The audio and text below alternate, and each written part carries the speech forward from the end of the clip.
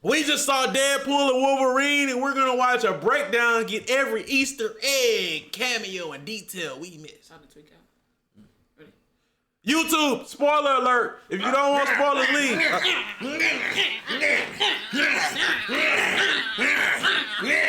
Lay off the kids. It's actually just a little bit of Red Bull. Come on, man.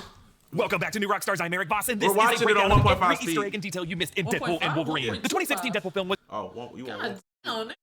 My fault. You just said 1.25 several I times. said it. My fault. I didn't. Bro, I caught him earlier speeding up my TikTok. I did. Yo, No, cause bro.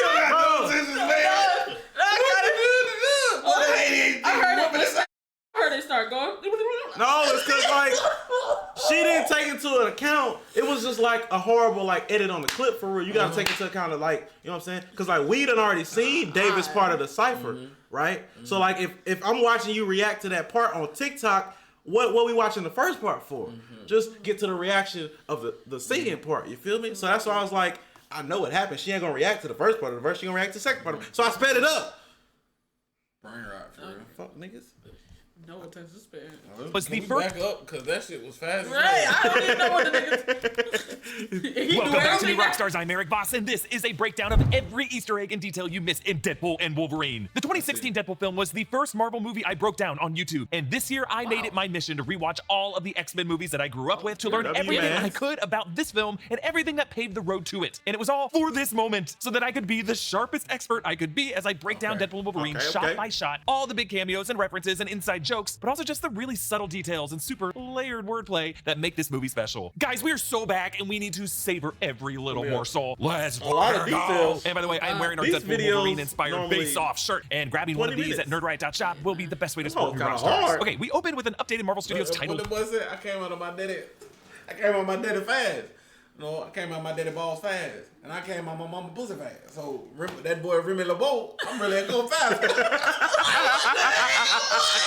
Logo. Steve Rogers hurled We shield didn't see flies this past part. We missed Deadpool's this, head now as he's 'cause Aaron wanted camera. This glizzies. is from the 2016 Deadpool film right after Angel Dust punched Colossus past Deadpool in that final battle in the scrapyard. So not only does it look like Deadpool is like dodging Cap Shield, we're just watching it go by his head, so impressed, setting up his salute to Steve Rogers, followed by getting Chris Evans' Johnny Storm killed in this movie. Ryan Reynolds is was also great. leading this movie by sneaking in a Gina cameo was Carano great. hero moment as he is joining the Disney universe after that same company fired her from The Mandalorian, and she's now suing them. That's fun. The top of the A in the Marvel logo is now Carol, Monica, and Kamala from the Marvels, and as the word pulls away from us, the M now contains the shot of Deadpool beckoning Logan from the back of the Honda Odyssey in this movie. We also hear Deadpool humming along with Michael Giacchino's theme music as the red backdrop turns into the texture of Deadpool's suit, and Marvel and studios turn red and yellow to match this movie's title. Deadpool giggles.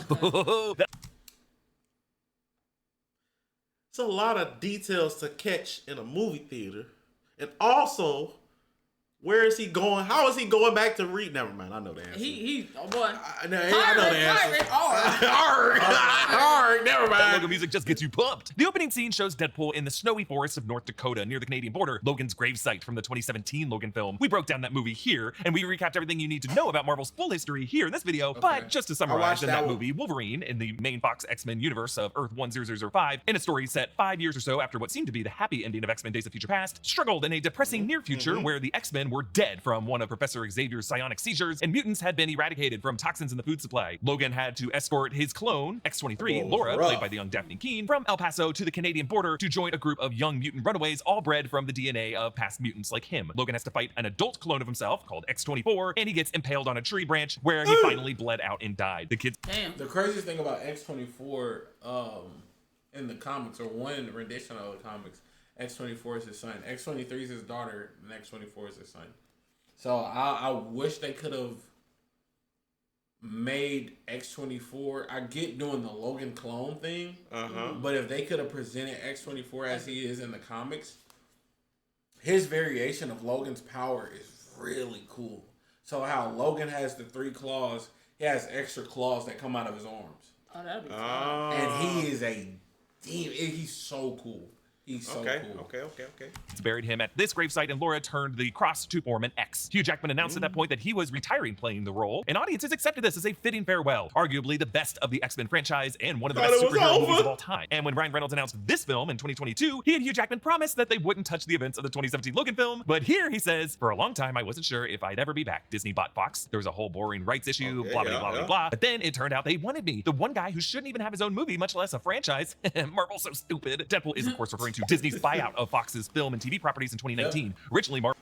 And that's why I was saying, like, that's it. Closing that chapter of at the end, the reason they show all the movies, the end credit, is because at this point, this is the complete end of the Fox cinematic universe. Yeah. So from this point on, it's Marvel because now they re-own the rights. Yeah. Marvel had sold the film rights for the X-Men, the Fantastic Four, Daredevil, and Elektra, and a few other characters to Fox in the late 90s, and that's why the Fox X-Men films and Deadpool occupied the separate cinematic universe than Kevin Feige's Marvel Cinematic Universe, which has been owned by Disney ever since 2009. Fox was worried after their failed 2015 Fantastic Four reboot, and has been owned by Disney ever since 2009. Fox was worried. Why they animate Rock Ash? he got a booty crack. He got a butt crack. And it was so quick. It was so quick. I thought I was tweaking. Oh my God. I thought it was just cracks in the skin. That's actual rock booty. After their failed 2015 Fantastic Four reboot and the declining popularity of the X-Men franchise. She looks like old girl from The Boys. Is that her? Who? Fox was worried after their failed 2015. That is her. She was Susan Storm. What the fuck? I never watched this because I was like, I didn't watch. Yeah, I didn't watch the shit either.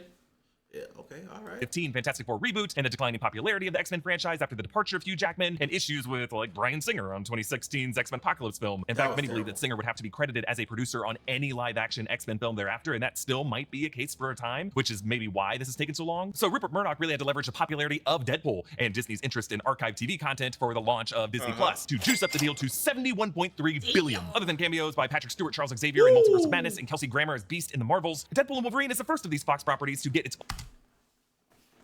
What you thinking, twin? What you on about in there?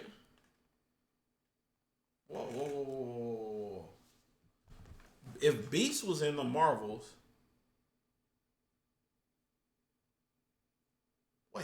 if Beast was in the Marvels, the X-Men already exist in the Marvel Cinematic Universe. I thought that was already a thing. No, we haven't. The mutants have never been presented. Mutants have never been presented in the Marvel Cinematic Universe. I thought. If Beast is in the, I get it's been a thing, but it's never been present. And the reason why that's so important is because if Henry McCoy was in the Marvels, It's a different timeline. yo, I'm so intrigued. Boy, they taking full advantage of this multiverse timeline stuff. And I think at this point, I really want to know how they go because they're gotten rid of Kang. Kang's no longer. Yeah, Kang is no longer a thing. Anything. So I'm really interested in how they go. So I wonder, so when they bring back RDJ, right? Mm-hmm. It can't be on the same timeline. No. He has to be a variant. He has to be. Okay.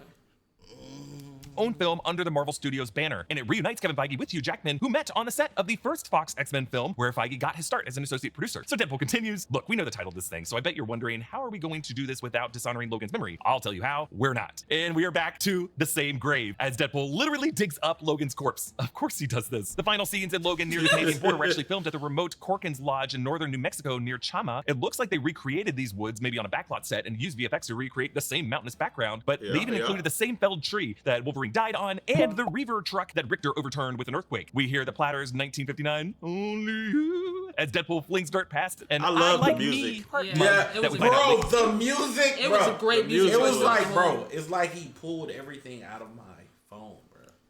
It's like every song, I don't want the world to blame me, because I don't think that they understand. I was like, that bro, the music Later, was Deadpool got from phenomenal. that TVA clerk. download that Deadpool's song. shovel clanks on metal, of course, adamantium, and he angrily hacks away at the remains. But Deadpool calms down and sits beside Logan's adamantium-covered skeleton, leaning against the same tree where Logan was impaled. While all other tissue has decayed, the adamantium has kept it all intact, like a liquid metal cast of an ant colony. It's kind of a cursed existence for these remains. Even in death, Logan could not escape the adamantium. So arguably, by dismantling the bones into these weapons, Deadpool is kind of scattering Wolverine and Yeah, the boy rest, was arguably. Deadpool says, cooking imagine the the fun, bones. the chaos, the residuals. And then he puppets Logan's skull. Good day, mate. There's nothing that will bring me back to life faster than a big old bag of Marvel cash. It recalls the opening words of the 2016 Deadpool movie when Deadpool was seated on the overpass and invoked Hugh Jackman in a similar way. It does rhyme with pulverine.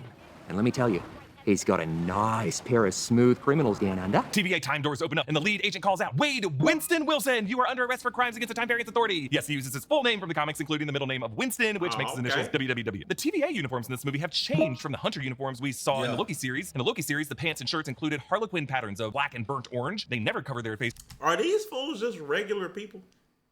They got, bro. Yes. Why are they using regular people to keep heroes Well, and to keep superpowered people in check? Because their weapons can. All the fuck Their weapons can effectively stop them. It's just. Well, yeah, because it did send them to the void. It's just them. It's just you Them find niggas niggas that's suck, better yeah. than you. Like superior, You just way gotta get more lucky. superior. But They like- gotta get lucky. They gotta get lucky. Very much so. Like, oh my god. Okay, whatever. Pieces with Mikey, masks, stop and their yapping, armor was start emblazoned with the clapping. TVA logo and their Hunter ID numbers, but there are no numbers on the Hunters in this movie, which is a clue that points to Paradox's division being off the books in the TVA, a kind of black ops that he personally oversees, where the cops hide their badge numbers and conceal their identities. Deadpool raises his hand from behind the tree, shouting, "Wait!" A callback to him doing this from behind the SUV on the freeway in the 2016 movie, which led to the 12-bullet countdown sequence. This movie heightens that with Wolverine's bones, as Wade promises not to use any of his weapons, but then tells us there are 206 bones in the human body, 207 if I'm watching Gossip Girl. This is Ryan Reynolds shouting out his wife, Blake Lively, who starred in Gossip Girl, and cameos in this movie later on as Lady Deadpool. Deadpool tells Wolverine skeleton, Bro, when Shorty popped up on the screen, That nigga Simba's like, I said, damn. He said, "Damn!" before anything showed. bro, She we saw saw- feet. we saw feet. I saw the hip from right here, and I was like, damn. No, you said "damn" when it was way at the bottom. It was not way at Bro, the it bottom. was. Bro, I was like, we haven't even seen Coochie that's Break what yet. we had. It was barely knee. Bro, it was barely knee. That's why I asked you. I was like, we ain't even seen the hips or nothing. Bro, if you can see the kneecap, you know the hip gonna match. The crazy part, when she said, "Damn," this is how crazy it was. I was like, wait. I literally said it, and then when she said I saw hips, it was just getting up. I was like, all right, whatever. What we doing? Hey, you know when the thighs is, when the knees and shit, you know the thighs gonna match, bro. Okay. Come on, I guess stop, we're bro. getting a team up after all. Peanut is Deadpool's recurring nickname for Wolverine in this movie, and it's also what Scott Lang calls his daughter Cassie. The opening credits are set to NSYNC's Bye Bye Bye, and Deadpool even does the exact choreography from the music video. Each of the film credits are... That shit was hilarious. The Pirates. The Pirates. Yeah, that was Pirates right there. Just not. Oh, That was Pirates. Arg. And 4K, that was Pirates. Wait. NSYNC's Bye Bye Bye, and Deadpool even does the exact choreography from the music Yeah. video. Each of the film credits are printed on one of Wolverine's adamantium bones, and one of these bones Deadpool That uses was as hard. that 207th bone that he referred to, shoving it in a TVA agent's crotch and sliding his hand down it suggestively. One credit reads, Crazy. produced by Kevin Feige and Lauren Schuler Donner. Now, Feige got his start as an assistant to longtime Hollywood producer Lauren Schuler Donner, wife to Superman director Richard Donner. After X-Men 2000, Feige left the Donner Company to work for Marvel full-time as a producer. So this isn't just a courtesy. Schuler Donner is a legacy producer credited on nearly all X-Men and Wolverine movies because she was that crucial to the character of Wolverine and to the franchise. And I just like that this that's movie brought cool. Feige and Schuler Donner back together in the credits. But the red blood on the white snow is just such a contrast to anything we've seen in the MCU before. That's And I think smart, Sean too. Levy might have decided to make it snowing in the scene so that the blood would show up more vibrantly. Deadpool reassembles Wolverine's claws on his forearms, which That must shit have was taken tough. quite a bit of time to do. Like, I imagine he would have had to strap one part of it on and be like, oh, God, shit, and go over and kill a few guys and then go back to strap another part of it on. But it would be so worth it for him to cosplay as Wolverine. Deadpool pauses here to take us That back, was and the hard. camera That rotates was to his hard. ass. This is a callback to the first edit away from the freeway sequence in the 2016 film, which pushed in on his butt, and the match cut to another butt earlier in Wade's life, which Reynolds and the screenwriters called their ass to ass. Requiem for a Dream transition. The Safdie brothers actually did a similar transition in Uncut Gems, zooming into the precious stone in the opening scene, and then coming out through Adam Sandler's colon. By starting this film in the middle of the action and then flashing back to how we got there, Deadpool and Wolverine's first act uses similar structuring as the 2016 film, which opened on the freeway, and then flashed back to Wade's days as a mercenary before becoming Deadpool. Here, we rewind time using Cable's time travel wristwatch device from Deadpool 2, reviewing everything Deadpool did in the first 2 two films. Just to recap, he was a mercenary who fell in love with Vanessa. He got cancer. He sought alternative treatments, which led him to Francis, aka Ajax, who scarred him but left him with healing abilities. And then he hunted Francis down. He met Colossus and Negasonic Teenage Warhead. He fought Francis on the scrapyard helicarrier and ended up killing him despite what Colossus begged him not to do. Then in Deadpool 2, he lost Vanessa from assassins. He joined the X-Men, including Yukio, Negasonic Teenage Warhead's new girlfriend, and he helped save the young, abused mutant Russell from the time-traveling assassin Cable. And he formed an X-Force and watched most of them die. And then he joined forces with Cable to stop Russell from destroying his abusive orphanage, sacrificing himself but using Cable's time travel device to prevent his own death. And then in the post-credit sequence, continuing to use the device to save Vanessa, to save Peter and Shatterstar in the X-Force, to shoot Ryan Reynolds in the head before making Green Lantern, and then killing his alternate self as Weapon 11 in 2009's X-Men Origins Wolverine. Those last few are what we've rewind back through here as we arrive at March 14th, 2018, Universe 616 Sacred Timeline. It's Pi Day, but this would be right before the snap in the MCU timeline, which occurs in May 2018. The Avengers would still be spread out following the events of Civil War. So at Avengers Compound generally would be Tony Stark and James Rhodes, Happy Hogan, Pepper Potts, but Steve Rogers, Natasha Romanoff, Sam Wilson would all be fugitives on the run. Bucky would still be in Wakanda. Wanda and Vision would be moving place to place throughout Europe, probably around this time in Edinburgh. Thor and Bruce Banner were off-world following the events of Thor Ragnarok. Clint was on his farm with his family in Missouri, and Scott Lang would be under house arrest in San Francisco, and this right now would be soon before the events of Ant-Man and the Wasp. So it makes sense that it would be a relative ghost town when Wade Wilson came to visit the compound in March 2018. But here, Jon Favreau cameos as a clean-shaven and de-aged Happy Hogan. This would be a few months after Happy moved out all of Tony's collections from Avengers Tower in Manhattan to the upstate New York compound, which we saw in Spider-Man Homecoming. And it's why this office, which I assume is Tony's office and not Happy's, is filled with Easter eggs. Here's everything I spotted. On and around the desk, we see the cover of Forbes from Iron Man 3 featuring Pepper Potts, and the headline Pepper Potts stirs up Stark. The prototype Captain America shield from Tony Stark's workshop that he used to prop up the machinery in Iron Man 2. Tony's silver-colored, I think Mark II helmet before it was painted red and gold. A Chinese terracotta head, which might be from the events of Iron Man 3 with the Mandarin, or who they thought was the Mandarin, but was actually Aldrich Killian. The swinging sticks desk ornament that drove Tony Stark crazy in Iron Man 2. Tony's original arc reactor, the one with proof Tony Stark has a heart. This would be years before this thing would be placed on his funeral. Please say something about the picture. Please say something about the picture. Wreath and Avengers Endgame, a golden winged trophy statuette, and what looks like a Captain America trading card, perhaps the one that Nick Fury took from Agent Coulson's locker and smeared with his blood to motivate the Avengers in the 2012 Avengers film. And then elsewhere in the office, on the shelves and walls closer to the door, Tony's Mark V suitcase suit from Iron Man 2, the one that Happy slid to him in Monaco, a golden statue in the shape of a Mobius strip inverted. This is the shape that 5 years after this would inspire Tony Stark to unlock the secrets of time travel and give the Avengers a way to undo the snap in Endgame. And then this framed photo of Tony with, it's hard to see him here, but it's Peter Parker. This is a photo that they took as a cover story around the time of Civil War when Peter was holding the Stark internship certificate upside down. We saw this photo in Endgame, and Tony was putting rabbit ears behind Peter. Aw. Now Tom Holland is conveniently covered in this shot because this is a Disney Marvel film, and they would have needed special permission from Sony to feature Tom Holland as Peter Parker. Oh, that's lame. Okay. The reason I thought it wasn't shown. Oh no. Chat, how would it work since they forgot him? Would he still be in that picture? Yeah, I would assume so because they it's not like it's a flashback though. So, Doctor Strange is Sony? No, he's Marvel. No, Spider-Man is Sony. It was a collaborative movie. Oh, okay. But the thing is, with them snapping, that was during the snap. They didn't forget them. They were just gone. No. This movie takes place after the events of Homecoming. Yeah, but even though this takes place after, the flashback was still 2018. No. I get that. What I'm saying is, could it also be the reason we weren't seeing him is because Peter is forgotten in the current? Because no one knows Peter anymore in the current time. But that wasn't the current. But it's a memory from the current. What?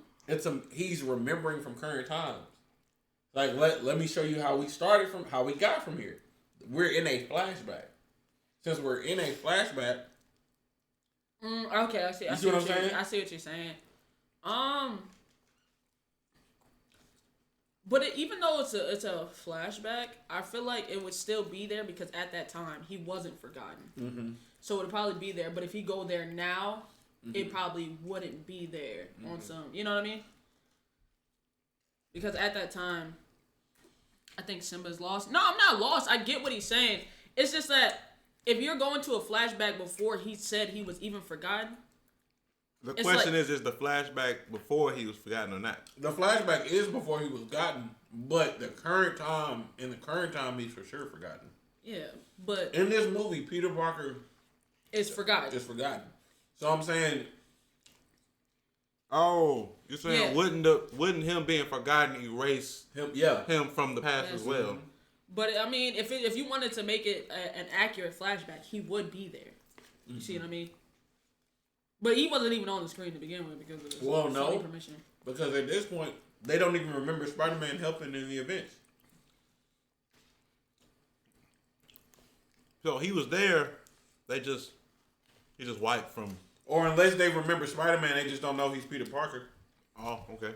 Well. In any form in this movie. Now, in front of that picture, that's not an actual Iron Man helmet. It's an Iron Man 2 toy helmet from Hasbro. That's not Hollywood. This is one of my favorite Easter eggs in the movie because this is the toy helmet that the kid was wearing at the Stark Expo in Iron Man 2. That kid from Queens that Kevin Feige later established to be a young Peter Parker, according to Tom Holland when Spider-Man Homecoming was coming out. So not only does this cement that connection in canon on screen, it tells us that Tony Stark always remembered that moment, that kid from the Stark Expo, and later internally made the connection himself and wanted to keep this toy to remember that moment. Also, we see a poster for the 1954 Stark Expo, which we saw Howard Stark promoting Walt Disney style and archive footage in Iron Man 2, and it was this City of Tomorrow that inspired Tony to invent a new element that he could use to power his new arc reactor. Wade nervously interviews for a position on the Avengers and apologizes to Happy Hogan for being caught smasturbating in the lobby of Stark Tower, which he defines as when you take two Hulk hand toys and ravage the midsection. I found this line interesting for a number of reasons, because I've always theorized that since Spider-Man No Way Home established that there was no Oscorp in the MCU, that the spider that bit Peter Parker might have actually been irradiated by Bruce Banner's Gamma Lab that would have been in Avengers Tower, maybe left over after they moved upstate in 2015 after the events of Age of Ultron. And Peter maybe was just a kid who broke into this cool place to snoop around, and that would have been one of many security breaches that led to Happy moving everything upstate, and it's also how Wade could have been caught now. It's also funny to me that Wade calls it Stark Tower now, and that he beelined to that tower looking for the Avengers and didn't know that they moved. So Wade wants to be an Avenger to impress Vanessa because their relationship is on the rocks, which tells us that these relationship troubles were happening almost immediately after Wade brought her back to life using time travel in Deadpool 2. And while that seemed like an easy happy ending for them, it makes sense that Vanessa would still walk away from that close call pretty traumatized, especially to learn of some alternate timeline where she actually died and consider Wade way too dangerous to be around. Wade asks if Happy was the chauffeur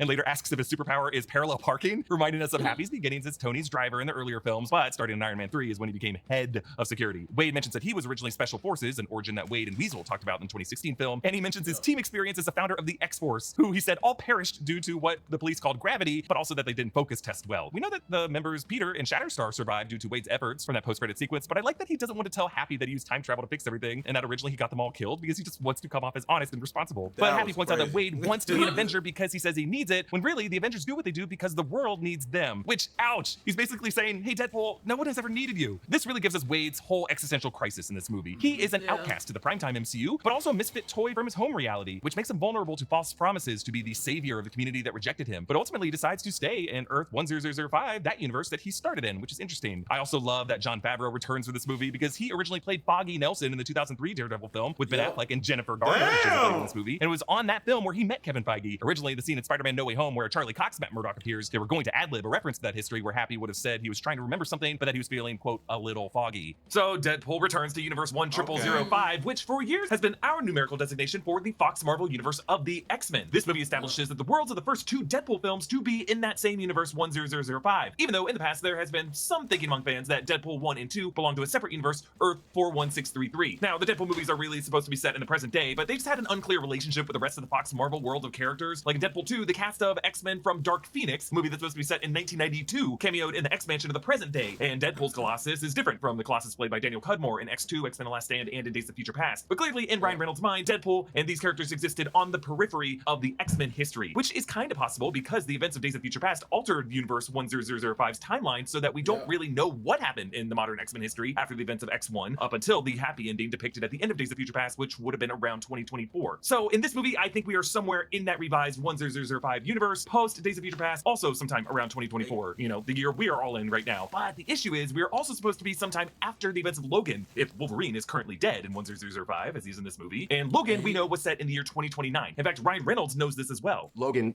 takes place in 2029, totally separate thing. So I don't know, maybe it's just the way Paradox looks at 1005 is as a universe in which its anchor, Wolverine, will soon die, and eventually that would mean 1005 1005 is just marked for demolition. It's just best not to think about the timeline stuff too much. Sorry about that. So Wade now works Max, and there is a suit-up montage parallel to the suit-up montage we see later in the TVA, but there it's red. Here it is blue. In Wade's locker is a book, The Canadian Mounted. That was the sexy romance novel that Deadpool really enjoyed reading in the 2016 film and was seen reading in Deadpool 2. This was a book that John Candy was reading in Planes, Trains, and Automobiles, and Reynolds said that that film was a major inspiration for the buddy comedy plot of this film. He staples a toupee to his head and test drives a Kia Carnival. The mom asks how it compares to the Honda Odyssey. Wait, what? That toupee got ripped off. Yeah. When they took him. Oh. And the staple stayed in. That's why he was like, "What's that?" He was like, "Yeah." Oh, yeah. I didn't see the staple part. That's why. Okay. Yeah. Honda must have paid for a product placement in this movie, but just must have been okay with Ryan Reynolds talking so much shit about the Odyssey the whole movie. But it does end up growing on him when it comes back later in The Void. Rob Delaney returns as Peter, who keeps Wade's suit in his locker. Inside is a sticker with a magpie that might be a reference to the logo for Notts County, the football club that's a rival to Wrexham AFC, the club co-owned by Ryan Reynolds and Rob McElhenney and featured in their Welcome to Wrexham docuseries. Wade and Peter bike back home on Wade Street on the corner of Walker and Main. Now, Walker might be a nod to Walker Scobell, who co-starred with Ryan Reynolds in Sean Levy's previous film, The Adam Project. Wade is photographed by TVA agents disguised as construction workers and surveyors who must be setting up Paradox's Time Ripper in the TVA outpost in the subway station below. But this block will later be the showdown for the final battle between Wade and the Deadpool Corps. The station below, of course, is where Deadpool and Wolverine will have to stop the Time Ripper. It is cool when movies come full circle for their final acts. For example, the Heart of the Day Hotel and the That is a Harmon circle. What? That is a Harmon circle.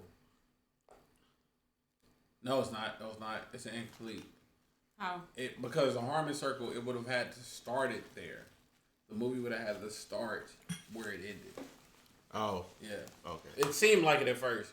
opening scene of The Matrix is the same hotel where Neo confronts Agent Smith in the final act. But I will say, in the case of this movie, the street just kind of looks so much like a cost-saving studio backlot set that you might see on like a sitcom. In fact, when we all saw it in trailers, we just assumed this would be part of the Void. That's how like goofy it looked. Like we all thought this would not be something meant to look like the real world. I will say this set just kind of always took me out of the movie a little bit. Wade walks into a surprise party with Peter, and Blind Al is there, Vanessa, Dopinder, Colossus, Negasonic Teenage Warhead, Yukio, Shatterstar, and Buck. And Buck was a mercenary from the Sister Margaret's bar. According to the Kubler-Ross model, denial is just one of the 5 stages of grief. Jesus Christ, Buck.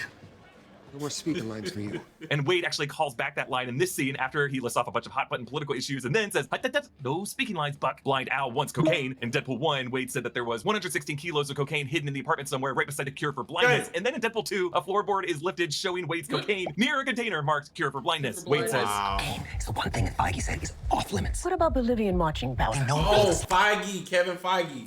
He's been saying it the whole time. Yeah. Shoot. Slang term, they have a list. Even snowboarding? Even disco dust. White girl interrupted? Even force bump. Do you want to build a snowman? Yes! But I can't. yes, Wade references one of Disney's biggest hits, Frozen. And in Deadpool 2, Wade observes how Do You Want to Build a Snowman has the same melody as Papa Can You Hear Me from Barbra Streisand's Yentl. Yes, Ryan Reynolds and Wade Wilson are huge Broadway nerds. Wade learns that Vanessa is seeing someone new named Dermot who likes hiking. In the background, we hear Juice Newton's Angel of the Morning, the song that played over the opening shot of the 2016 film. On the walls of Wade and Al's apartment is print art that looks like Roy Lichtenstein prints. Roy Lichtenstein was a 1960s pop artist known for comic strip-inspired parody art, and one of these stills looks like his famous In the Car painting, but it has been reversed with the woman driving, which is just kind of interesting because Deadpool's role in Marvel Comics is to use the medium of comic book cinema as a lens through which he parodies the genre and subverts it by reversing roles just like this. Wade stands over his cake and says that all the people he loves are in this room right now. Sorry, Weasel, TJ Miller was not invited back for this film, and he goes to make a wish. Now, this movie later references The Wizard of Oz, so I'm even more okay than usual drawing this comparison, but in my long-running theory that every American movie is trying to be either The Wizard of Oz or Citizen Kane, basically, is it trying to be a dream or is it trying to be a puzzle? Deadpool and Wolverine is totally trying to be Wizard of Oz, right? Like, the whole movie is Wade's wish fulfillment, and the knock at the door comes precisely when he makes a wish on his birthday candle, as his wish is to be a Marvel hero who matters, an Avenger who's needed. He's transported to a magical dream world in this movie with fantastical weirdos and a little dog too, and he's torn between these warring witch and wizard figures. And ultimately, Deadpool wakes up from the dream and learns to appreciate his home, as there is no place like it. With this movie, I think Ryan Reynolds might be recognizing that these characters haven't really needed Deadpool in their lives, at least in the past 2 films. Basically, all this time it's been people worn down by his resolve and his nonstop bits, so they end up just giving in to this needy clown who's dealing with his bullshit. And I think Ryan Reynolds is self-aware enough to know that he, as an actor, writer, producer, shares those traits with himself a bit. Like, it was he who willed this franchise into existence after his pride was stung from the negative reaction to his character in 2009 X-Men Origins Wolverine, and rather than wait for the studio to build on that character as they definitely meant to do, or just walk away like a lot of other actors do from bad comic book movies, he was like, no. He found the writers of the best, bloodiest comedy of that year, Zombieland, to produce this new Deadpool script, and then leaked it, and then he pressured Fox into paying for a test shoot, and then leaked that test footage too, all so that he could make this new comic accurate Deadpool with him. The nigga was... He's fucking smart as hell. He's a fucking psychopath. Yeah, he is, but he's smart. He leaked the script. He leaked the footage. The test footage. He's like, y'all, they gonna love me. Yeah. I'm gonna make them love me. I'm gonna make them love me. Even And if y'all don't. won. And he won. Yeah. I'm very glad he did all this.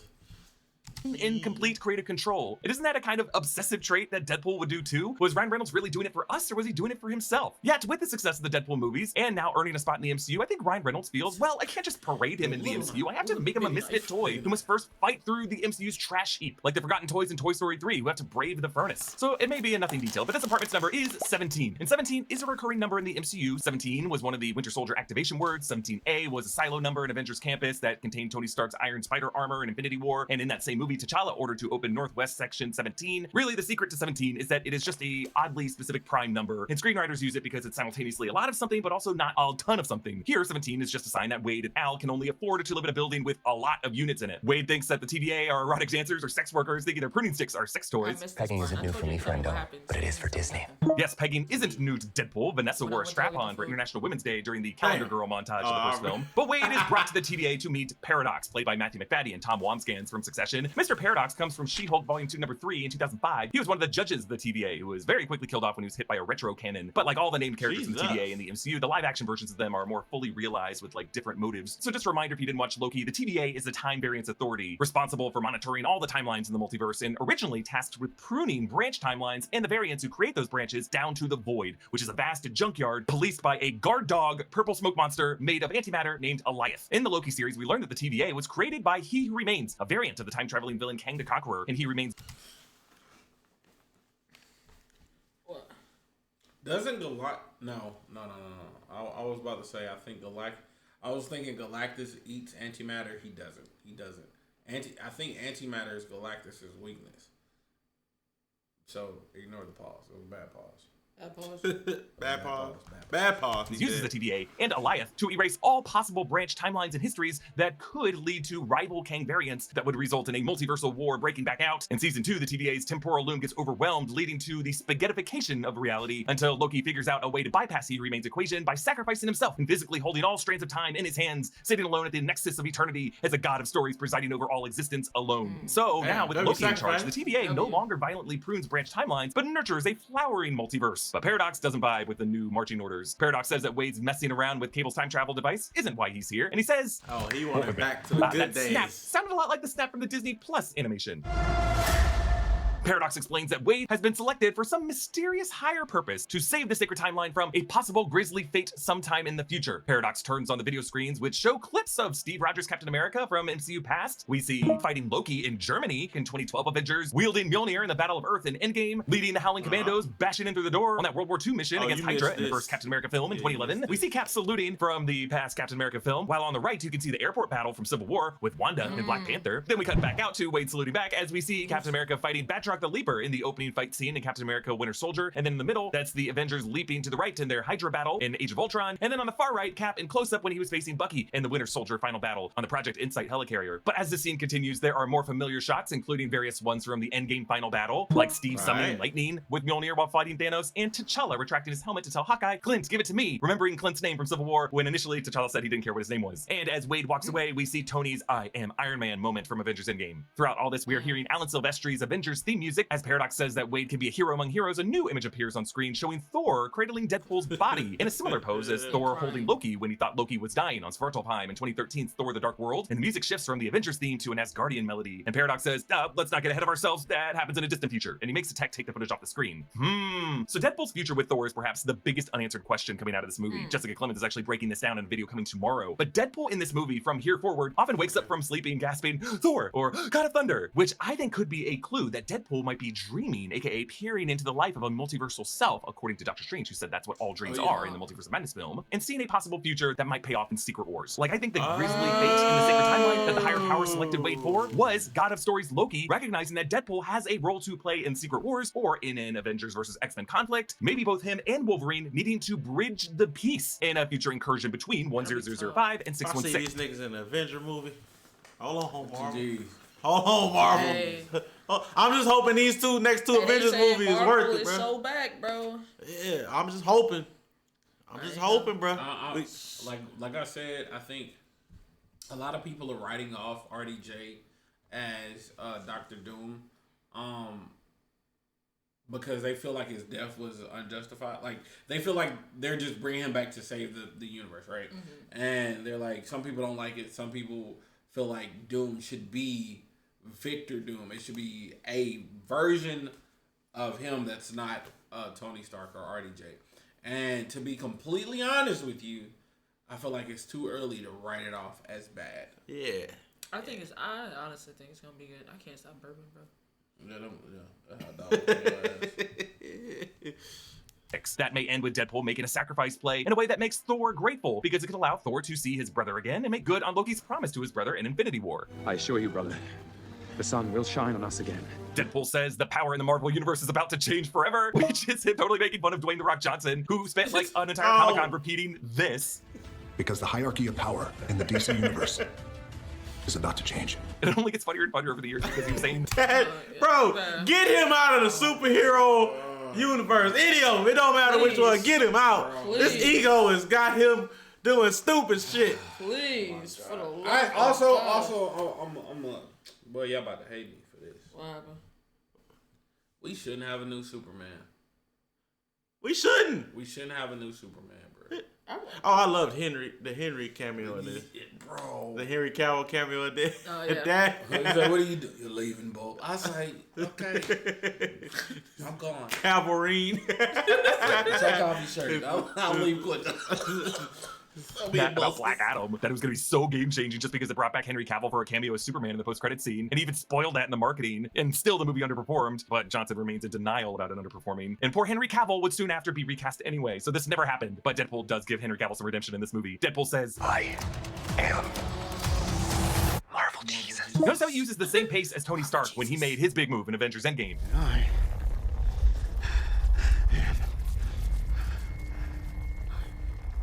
Iron Man. Wade headbutts the camera, breaking the glass, literally cracking the fourth wall, and says, "Suck it, Fox, I'm going to Disneyland." And actually, Deadpool is now meetable at Disneyland's Avengers campus. Deadpool gets a new suit from the TVA tailor with adamantium katanas, and once again, at the grip of the base of the blade, there's little Deadpool eyes on either side of the sword, so that when he stabs you through the face, a second set of little eyes will be the last thing you would see. The butts of the grips used to read B and Arthur. Deadpool named his swords after his favorite Golden Girl, but now they read DR, and I think SB, which could be for Dorothy, Rose, Sophia, and Blanche, all 4 Golden Girls. Also, as before, the muzzle of his gun is etched with the words "Smile, wait for the flash." And in the throwback to the gratuitous suit-up montages of movies like Batman and Robin, we get a lot of close-ups of Deadpool's crotch, but as the tailor's white smacking the hell out of so Deadpool shows off his new suit to the TVA. You look very nice. Nice? Your buddy here is ready to throw it all away from me. Calling your wife? HR. Does your wife work in HR? This TVA agent is played by James Dryden, and he was the one with the "I love me" heart mug. But Paradox explains that Wade will not be able to take any of his friends with him, showing him his dying timeline, using a similar interface that we saw in the Loki series. We see the line "decaying." Paradox says that this happens when a universe loses its anchor being, saying, quote, "An anchor being is an entity of such vital importance that when they die, their whole world slowly withers out of existence." This concept...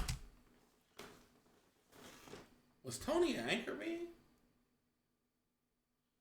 Could have been. He could have been. Could have been. Bro, because that would explain... And dying doesn't necessarily have... Dying can mean obscurity. Dying can mean obscurity. Because when Logan died, the Fox Cinematic Universe started dying. So when Tony died, the Marvel Cinematic Universe started dying. Literally. So he's the real life anchor being. He really was. Therefore, them bringing it back is essentially the same thing he did. Oh my fucking God. That nigga was the real life anchor being for the fucking Marvel Universe. Yeah. And because his movie started it all. Bro, and just how bringing Logan back re-solidified his universe. Them bringing back RDJ. Oh my. Let me fucking cook, nigga. Cook, boy. Damn. Nah, that's valid. That's valid. Let him cook now.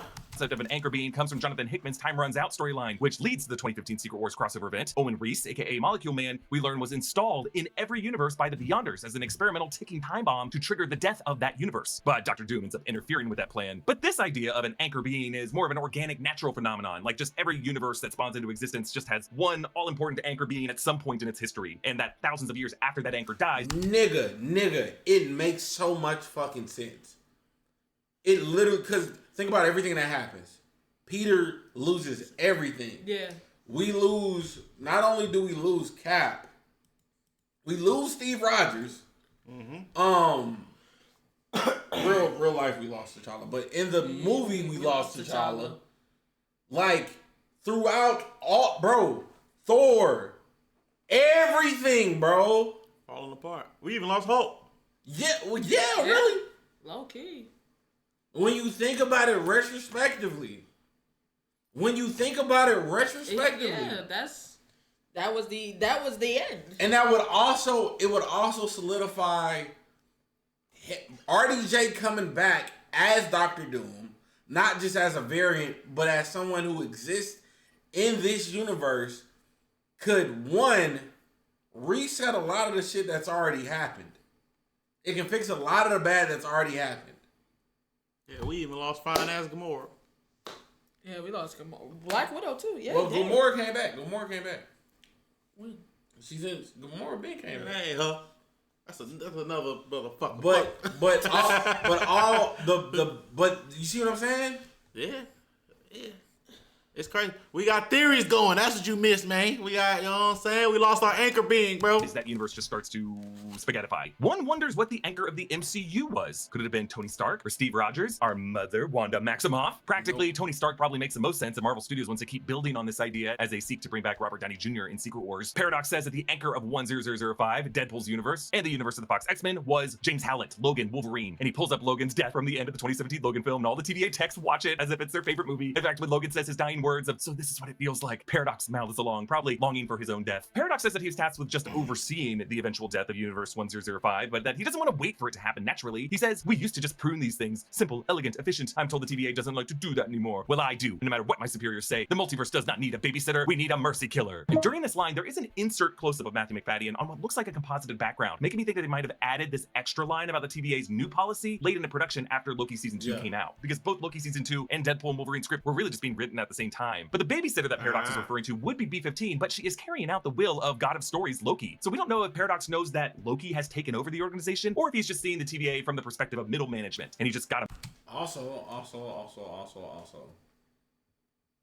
he could know why, like, along with him getting scared because of it being because remember it was like, why you got scared? It's like, oh, this could be secret. It also could be that extra piece that he knows Loki runs it. But also another cool thing, they can introduce another character to replace Loki.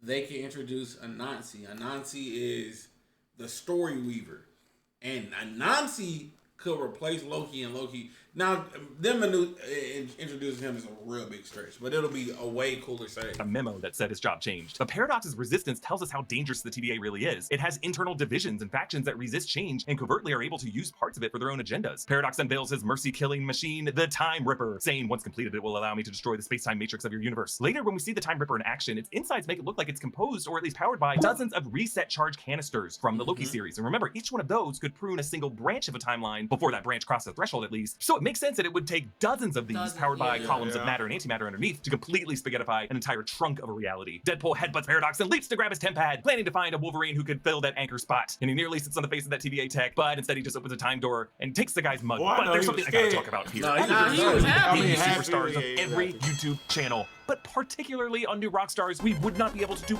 anything without our editors. And on every video we make here at New Rockstars, our editors use Adobe Premiere Pro to make it look good. Boom. You looking for this?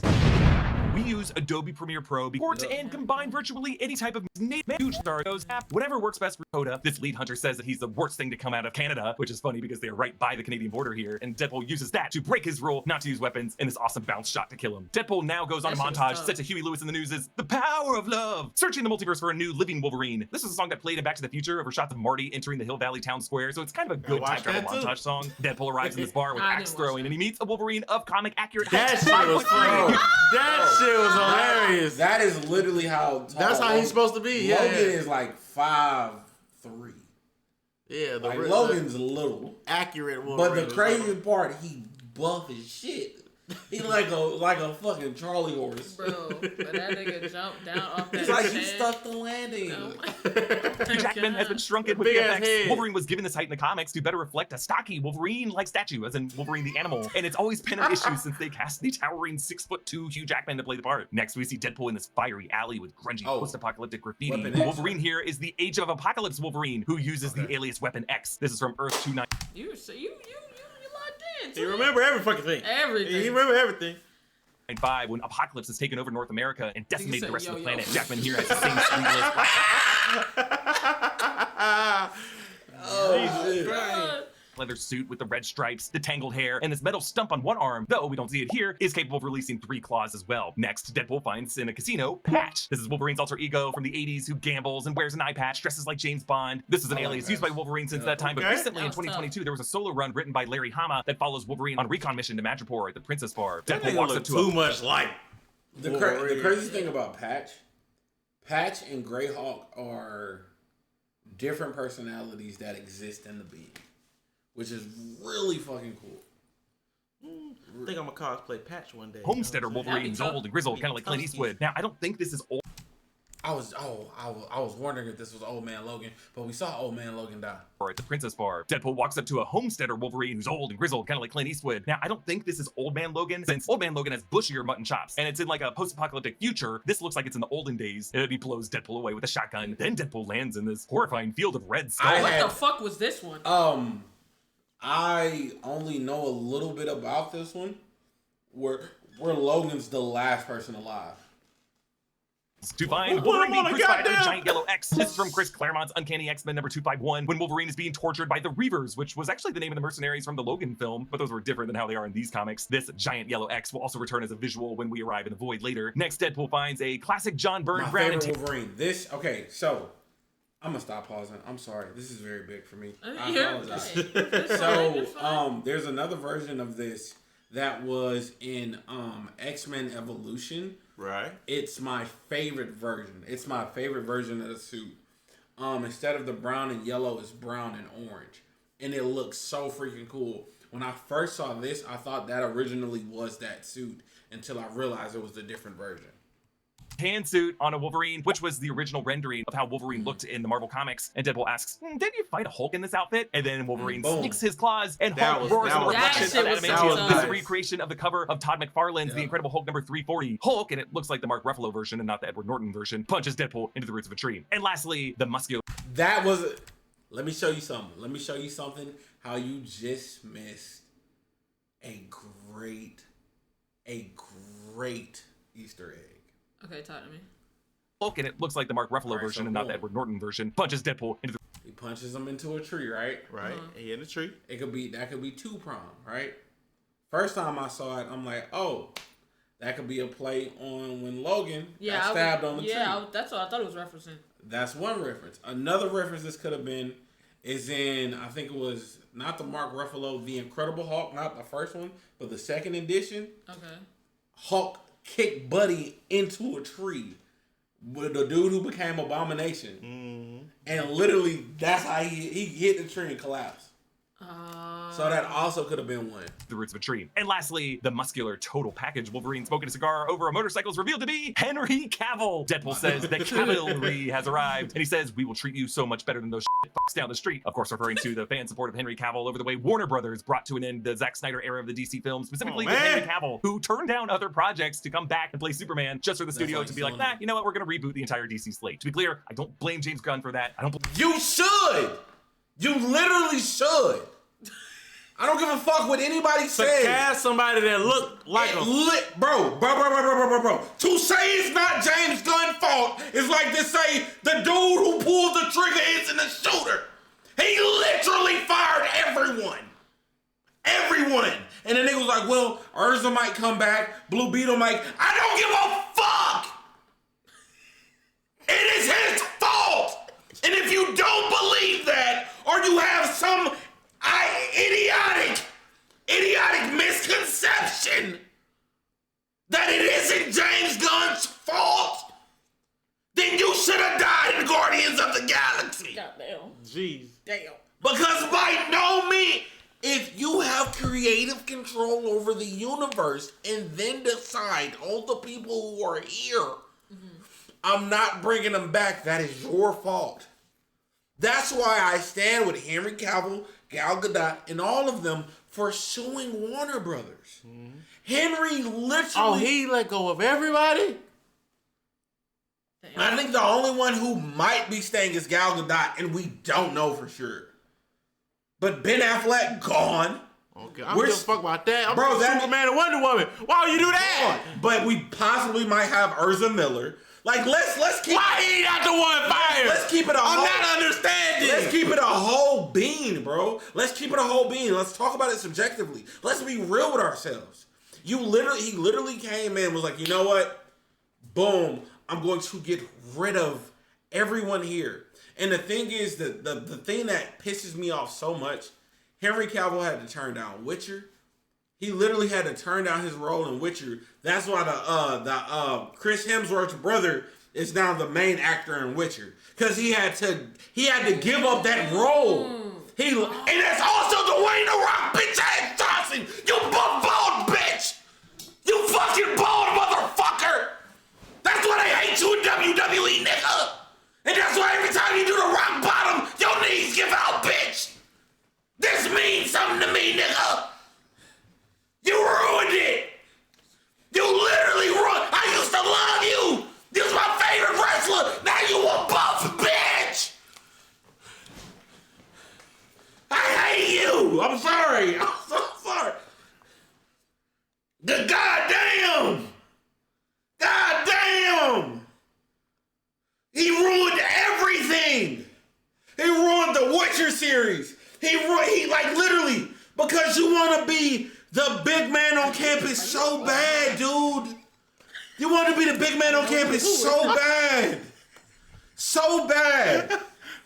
That you were the causation for a guy to lose a lot of his biggest roles because you were big in your britches. And then on top of that, the dude that lost Dwayne the Buff bitch. Like, bro. Alright, let's finish.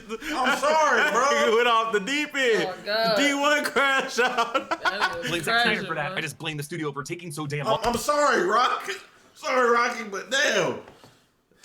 To make up their minds on what they were going to do with this IP. But I do think, or at least I hope, that Henry Cavill made quite a bit of money from just the studio having to renew his contract. Finally, Deadpool arrives to this Canadian bar where he finds a very, very drunk Wolverine. The shot of Wolverine from behind evokes the shot of Wolverine from the trailer for Insomniac's PS5 game. The bartender is played by Greg Hemphill, a Scottish comedian from shows like Still Game. He tries to get Wolverine to leave because, as we'll learn later, this Wolverine turned humanity against the X-Men. After his X-Men got killed, he just continued to wage war on humanity, both the bad humans and the good humans, and really just turned into the biggest asshole of his universe. There are Calgary Flames logos and banners. And this is also a reference to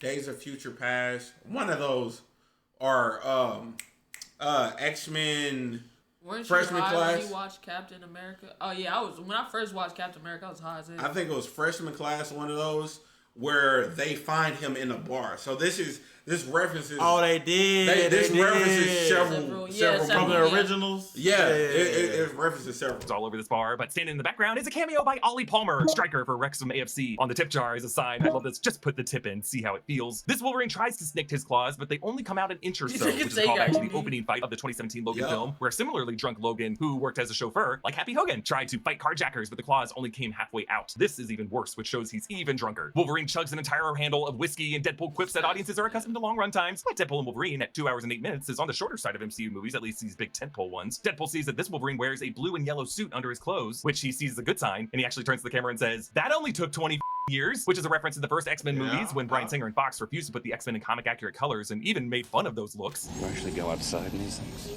What would you prefer? Yellow spandex? But Kevin Feige recently revealed at a press conference that the success of The Matrix in 1999 was part of the reason why, saying there were studio execs in charge who knew that The Matrix had been a big hit, and The Matrix had black leather, so let's put them in black leather. A few months ago, episode 9 of X-Men 97 reclaimed that Logan Cyclops moment from the 2000 film. Am I going to war or a circus? What'd you expect? Black leather? Deadpool drags Wolverine back into the TVA, saying, "On your left, baby girl," a reference to the "on your left" exchanges between Steve Rogers and Sam Wilson, notably when Sam Wilson reappeared through a portal in Endgame. Deadpool says this one does musicals, referring to Hugh Jackman's background as a musical stage actor. Paradox says that you can't swap in any... And his musical movie. He did a musical movie. The other Wolverine as an anchor, and that this Wolverine was the worst of them all. Wolverine awakens and Deadpool says, hey, welcome to the MCU, by the way, you're joining at a bit of a low point. Indeed, after Quantumania and Secret Invasion and the Marvels, the MCU had a pretty mixed 2023. But I think we should recognize a low point for the MCU is probably a high watermark for most other Hollywood franchises. Deadpool threatens to use his black belt and Karen to snitch. See which ones? Boy, I swear to God, I swear to, like if I, See what? The Marvels. Is that with the Captain Marvel and I ain't even watched that shit. I actually really did not like the Captain Marvel movie. Oh my God, I thought it was terrible. Man, if I could mutual combat the writers, because they missed the opportunity to bring in the greatest black superhero of all time. The real Blue Marvel is a dog.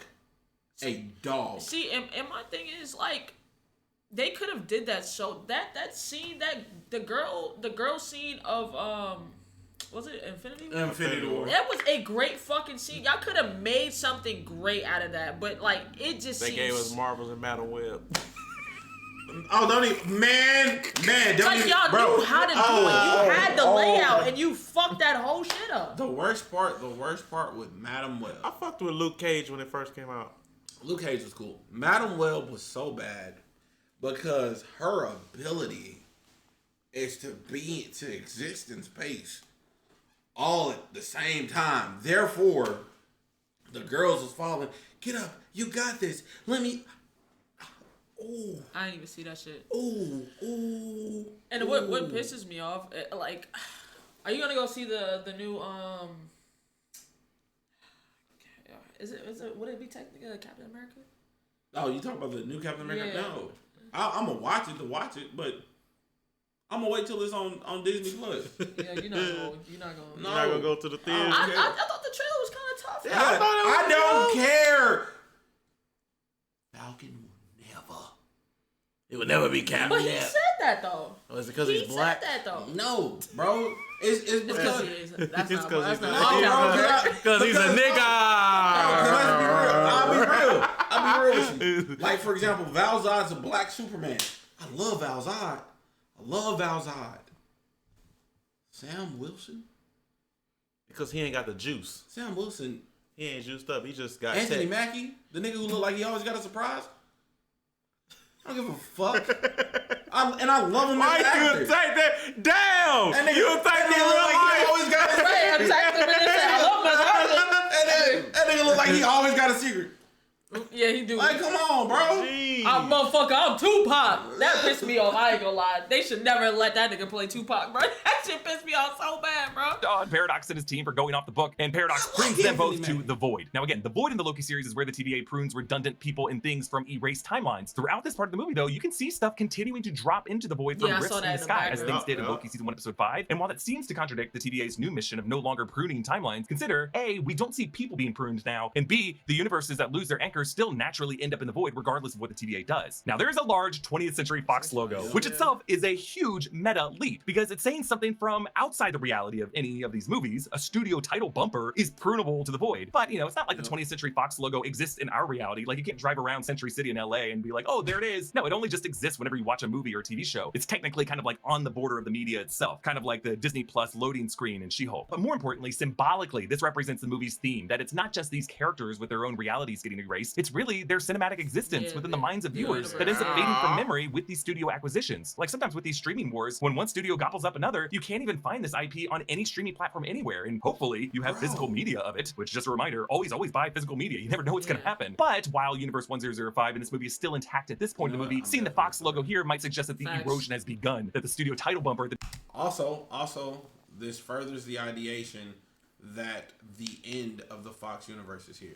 Beginning of any of these movies has already been erased, but I think my favorite detail is the studio logo is buried in a way that leaves the X in Fox exposed, which is a very deep cut nod to the way the Fox logo would fade to black before several X-Men movies, but leave the X glowing for a few extra frames. Because, you know, X-Men, particularly in this film, the unburied X suggests that all other Fox Marvel titles have been pruned, you know, Daredevil, the Fantastic Four, but that the X-Men, through Wolverine and Deadpool, are still hanging on by a thread for now. Deadpool wakes up on the dusty ground. To the left is a comic book, Jonathan Hickman's Secret Wars #5 from 2015, which shows on the cover God Emperor Doom forming out of the Beyonders and Owen Reese. This is the...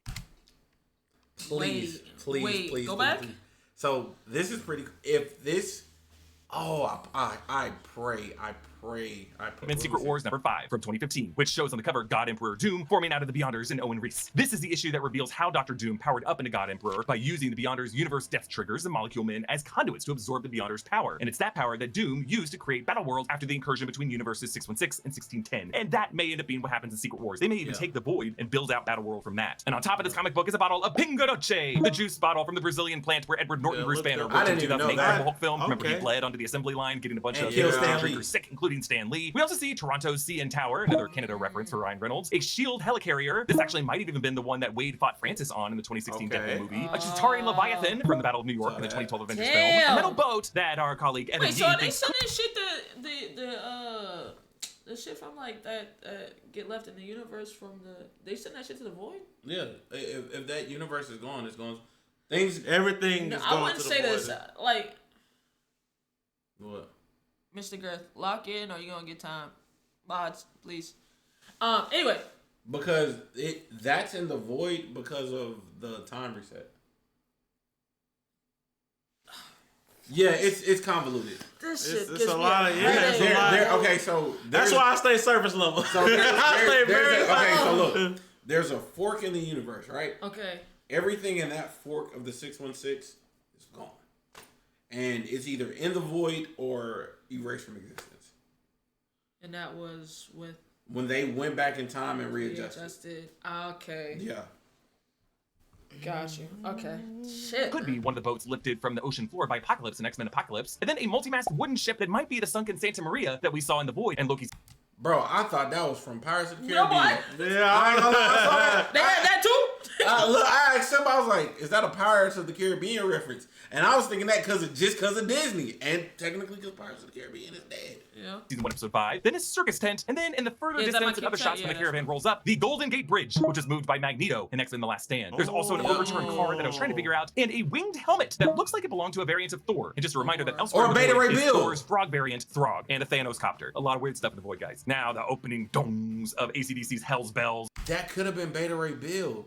Because we never experienced Beta Ray Bill. Ring out as Deadpool and Wolverine face each other down. We get a close-up of Wolverine extending his claws, and I love how his gloves have these little adamantium sheaths on the knuckles, meaning the suit was designed for Logan by Beast or Charles or Scott, or maybe even Forge, so that it would have adamantium sheaths just to keep his gloves on straight without his snicking claws messing anything up. Deadpool kickflips his ammo into his guns that he catches in midair, and Wolverine crawls on all fours. It looks so good. This fight is brutal. At one point, Wolverine does this combination of swipe, undercut, swipe, and Deadpool dodges them all, which is the same fight choreography that Flash Thompson, Joe Manganiello did with Peter Parker, Tobey Maguire, in that's 2002. cool. A voice calls out to them from a masked figure atop a lookout point, and it is the voice of Chris Evans. And Deadpool gets so excited. Chris Evans points to an approaching caravan led by the Fantastic Car of the Fantastic Four, a version of which we saw in the 2007 Rise of the Silver Surfer movie, but this is a more retro version. There's a B-16 coupe, the car driven by Red Skull, and the also just a question.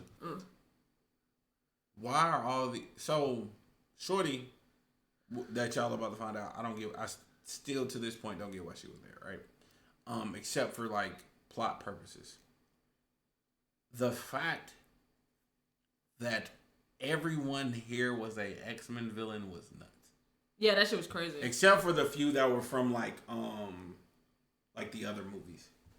First Captain America movie in 2011, but this one is patterned with Tony Stark's Ford Roadster flame pattern with an Iron Man hood ornament instead of the Hydra logo that was there in that Mercedes-Benz hood ornament spot. Then the cupcake truck from the Moon Knight series, the one that Stephen Grant had to drive through the Alps. And then there's this larger tank pulled by several motorcycles, including a Hydra motorcycle from the first Cap film, and I think the motorcycle Steve Rogers drove in that film with a shotgun holster on the side. This tank vehicle has a magnet operated by the Canadarm. That's the attachment that originally paired with the NASA Columbia shuttle. And they fly a flag that's an Avengers logo with an Anarchy A spray painted over it. Among this crew is Tyler Mane returning as Sabretooth from the 2000 X-Men film, and Darth Maul actor Ray Park returning as Toad from the same film. Sabretooth, remember, was hit by a redirected optic blast from Cyclops, directed by Jean Grey, and Toad was struck by lightning by Storm, and one of the weirdest lines in all of comic book movie history. You know what happens to a toad when it's struck by lightning? The same thing that happens to everything else. And both Toad and Sabretooth ended up in the water. Aaron Stanford returns as Pyro, last seen in X2 and X-Men The Last Stand. Hold on. Man, I'm weak. Weak in the knees, man. Bro, Weak in the I knees. promise you, it's that white hair, bro. It's the hair, it's bro. The silver, bro. They got a wrestler that look like that right now, boy. It's the hair, bro. I think I know exactly who you talking about, bro. There was a girl I used to work with, bro. when she first came to Josh, she had silver hair. I thought she was so fine. Once she got rid of silver, I'm like, oh, you're mid as hell. It was the hair. It was the hair, bro.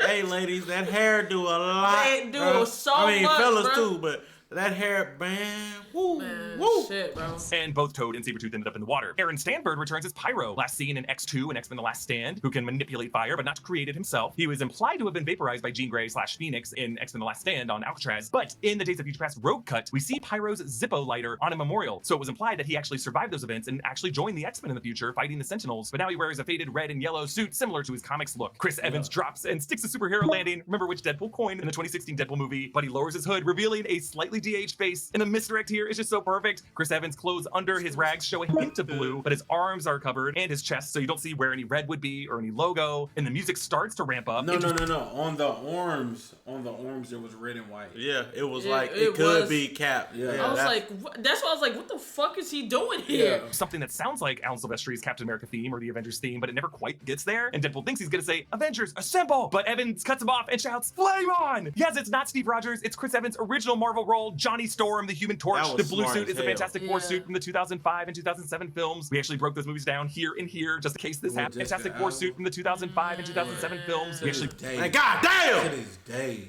Woo! To this day. Damn!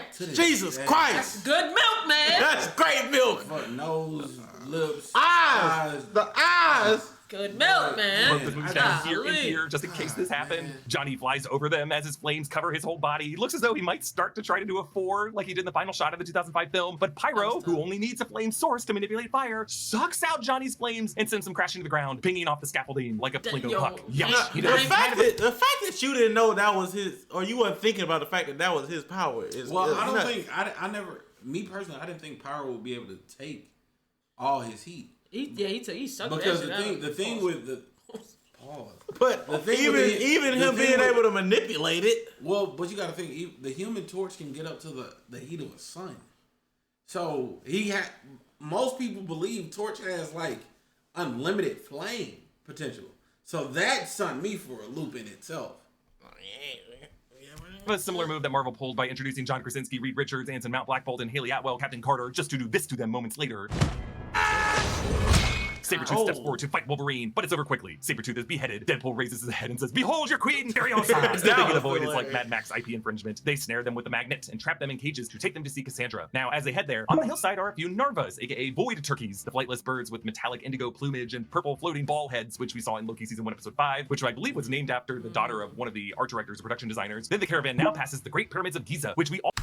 Please be X-Men Apocalypse. Also saw in the Void of the TVA, along with the Sphinx that still had its nose with the face of Kang. In the Fantastic Four comics, Pharaoh Rama-Tut, before he was known to be a Kangarian, used the Sphinx as his time shuttle. There is a second cage that's being dragged by this caravan that looks like it's holding a TVA hunter. Now in trailer footage, there is a cuffed TVA agent who gets snatched up by Goliath, and I'm pretty sure based on BTS footage shown in Welcome to Wrexham that character would have been Rob McElhenney's cameo as a TVA agent, but it seems that they cut this from the movie, which is a pretty hilarious troll by Ryan Reynolds. Johnny describes the Void to them, saying Reed called it a metaphysical junkyard where anything useless goes before it gets annihilated forever. This tells us that Yohan Griffith's Reed Richards also got sent to this Void too, but did not make it. Johnny mentioned Goliath, and Deadpool says, ooh, Goliath is in this thing from Loki Season 1, Episode 5? Hey, come on, that's my job, Deadpool. They drive past what looks like the Brooklyn Bridge as well, and then they arrive to Cassandra's compound, contained within the corpse of Giant Man Scott Lang. All right, finally aged. The skeletal remains of Giant Man was a bleak visual from the Old Man Logan comics, but in that instance it was Hank Pym. Now it's Scott Lang. It is possible that this Giant Scott was that redundant Giant Scott in the background of the Battle of Earth in Avengers Endgame, when we saw him shoving a Leviathan through a portal at the same time that Scott was actually normal size with Hope in the Ant-Van. We should also remember that in the Void in Loki Season 1, Episode 5, there was a giant helmet of Yellow Jacket. So I don't know, this could also be a Giant Scott from a fight with a giant Darren. The hands of Giant Scott open, and inside, several other cameos from past Marvel movies form Cassandra's gang. Lady Deathstrike from X2. She was another one of Colonel Stryker's experiments, who Wolverine fought. Jason Fleming returns as a teleporter Azazel from X-Men First Class. He was in the Hellfire Club with Sebastian Shaw, played by Kevin Bacon. Juggernaut returns from X-Men The Last Stand, played by a new actor. He was on the front lines and just teleported to the left. Yeah, I'm like, what the hell you moving? for? Yeah, Niggas ain't even start running yet, bro. Azazel ass comparable to Nightwing, fucking Nightcrawler. Tattooed Callisto, a member of the mutant group the Omegas that was allied with Magneto. Now, this bald guy with the goatee and the black leather trench coat who we saw in the trailers is actually a variant of Bullseye. His goatee and clothes are exactly like Colin Farrell's in the 2003 Daredevil film, and he has a subtle crosshair scar on his forehead, and during the battle you see him flinging knives. There's also the Punisher villain, the Russian, who is played by Kevin Nash in the 2004 Punisher film, but has also been recast here. There's also a version of Psylocke in this gang, who's played by Olivia Munn in X-Men Apocalypse. We later see her with her whip made from psionic energy. The skull opens and a bald figure rolls up in a wheelchair, and Deadpool thinks it's Charles, but instead it is Cassandra Nova, played by Emma Corrin, who played young Diana Spencer in seasons 3 and 4 in The Crown. So Cassandra Nova was introduced in Grant Morrison's 2001 Ease for Extinction X-Men comics as what's called a Mumu Dry, a cosmic shadow spirit to Charles Xavier, who ended up taking physical form due to Charles's abilities and joined him in the womb, battling him. That's why she says that they're twins. But she survived this battle and got revenge on the X-Men by unleashing a wild sentinel. Yeah, she was the only character I had no idea who she was. Because I've never heard of her. To attack Genosha and kill 60 million mutants. We actually The only reason I heard of her is because I watched the Everything You Need to Know video. Before going. I've never heard of her. 97, but it was orchestrated by Bastion. Cassandra later says the TVA sent her to the Void before she could walk, so they must have pruned her there as a baby, maybe even to avert a multiversal Genosha massacre. Deadpool calls her entrance ableist, and yes, it is similar to Willie Walker pretending to be a Kane, but then springing into that performative role. Cassandra says that they've been trying to catch that Firefly of Johnny Storm for years, and Deadpool quotes word for word the string of insults that he says Johnny says about her when he called her a megalomaniacal, egotistical, psychotic asshole, a finger-licking, dead-inside, pixie slab of third-rate dime store nut milk, and she can lick my goddamn cinema ring, cling, and kick rocks all the way to bald hell. And I like how Johnny stammers here because we find out in the post-credit scene that he did say all of that, word for word, and Cassandra Nova rips the flesh from his bones, and he collapses in a heap of brain tissue. Yuck, Deadpool quips. Not my favorite Chris. Not brutal. That shit was crazy. Brutal. And like when he blinked, his skin was off, and he did I was like, oh shit. What got me is when they established, like, we all could see how strong she was, but when they came in and established that she was an Omega level mutant, I say, oh boy, they better than me. Cause what I know of Omega level mutants, I'm not swinging.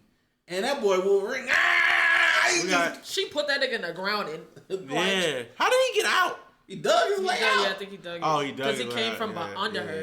Yeah. She was we got 20 head, minutes left in the video. Yeah. To the three white Chris's in the 1.25 MCU, speed. and of the three, obviously Chris Hemsworth, Thor, would be his favorite. Deadpool also defends that Chris Evans was totally draining the budget of this movie, as he probably would have been like the biggest cameo other than Henry Cavill. Wade says that killing Wolverine will sink the second act of The Music Man, referencing Hugh Jackman's recent role in the revival of The Music Man. Cassandra says that while Charles could invade people's minds with a thought, she has to get her hands dirty, and she shoves her extra long fingernails That was inside creepy, Deadpool's bro. head. When she was all in, all in his skull. His eye was moving. Yeah. Vanessa broke up, and Cassandra alters the memory to make Vanessa say, "You'll never fucking matter." And in doing so, you could argue she incepts this concept in Wade's mind. It's something hard for him to shake for the rest of the film. Cassandra leaves to feed Deadpool and Wolverine to Elias, but they grab the jet thruster leg, what looks like the Ironmonger suit from the first Iron Man film that Obadiah Stane was inside of. That leg actually looked like it was icy and frozen over. So this could have been from when Tony Stark led Obadiah Stane high up into the atmosphere and triggered that icing problem. But here, maybe Obadiah just kept floating into space and kept icing over. And they use it to fly away from the compound. Deadpool and Wolverine find... At first, I didn't think that was Obadiah's. I thought it was I didn't know whose leg that was. I thought it was what are they called? Not Master Mode. Oh my god, I can't believe I'm blanking right now. The giant robots. Sentinel. I thought it was a Sentinel at first.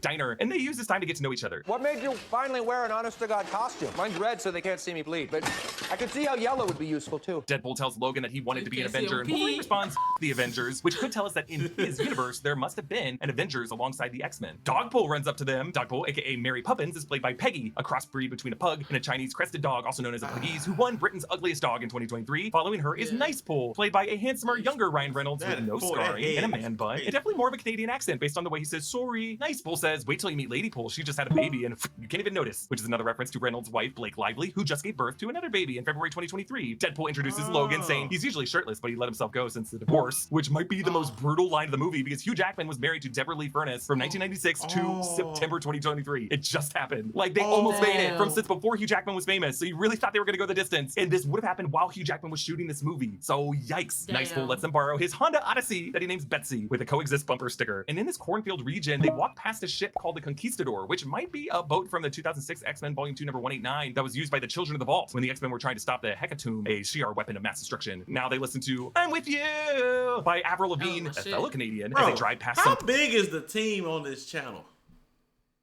Cause like, how you see the boat and be like, that's from something, and you go find the fucking boat. Hey man, from. I don't know. These bro. niggas That are. look like the ship from fucking what was it? Infinity War? Not Infinity War. The spaceship they was on. Remember the little ring ship? From what? It was movie? Oh, I can't think of it. I feel like I know what you're talking about, but I can't really put. Infinity War. Somebody said yes. Infinity War. Okay.